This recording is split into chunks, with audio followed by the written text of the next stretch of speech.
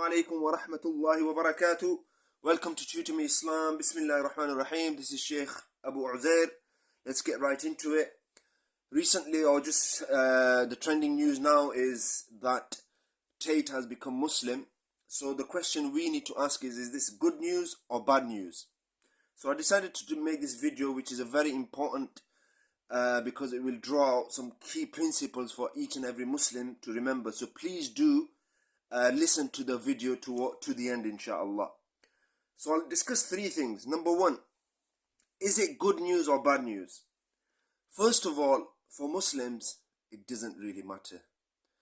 And it actually represents our insecurity, our inferiority complex, that we feel we need some star or some human being to validate, our Islam. We don't need no validation. The Quran is here. It validates everything. A person, a human being, does not validate the whole of our religion. We don't need one person to do that. And this is something that Muslims, has been happening for centuries now, or for decades now. That we feel that we have to stick to someone. We need someone to oh yeah, but he's a Muslim, so that represents. No, we don't need that. So that's number one. Number two, we know that we are very, very close to the end times, and the Prophet ﷺ told us about seeking protection from the fitna of Dajjal. So, and we know from hadiths that the time will come when people will attack the Muslims, not just physically, emotionally, spiritually, all different types of attacks will take place.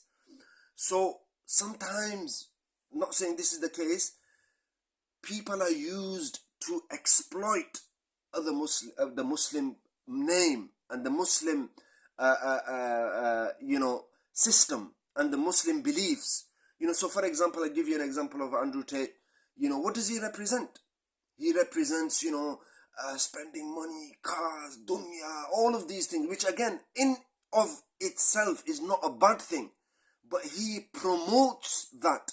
He promotes, exploitation of women and lying and all of these things. And not to say this is not a personal attack on him. We all are, sinful. That is clear for everyone to see. But, we have to, as Muslims, understand now that Muslims are being exploited in each and every way. And we have to be very, very careful when we hear news like this. Number three,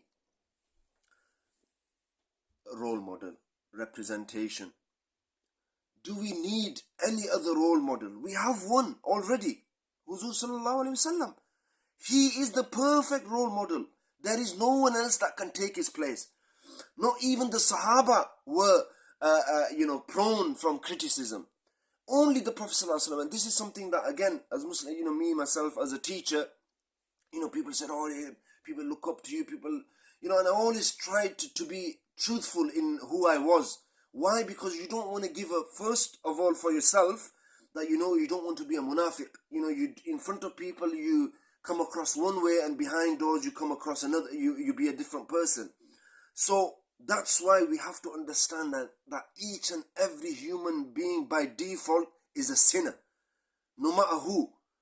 Only the Prophet Muhammad sallallahu alaihi wasallam. So when we equate Islam to a certain person or one being, Peer Sahib, Maulana Sahib, Sheikh Sahib, Imam Sahib, whoever, this is a very, very dangerous territory that we are stepping into.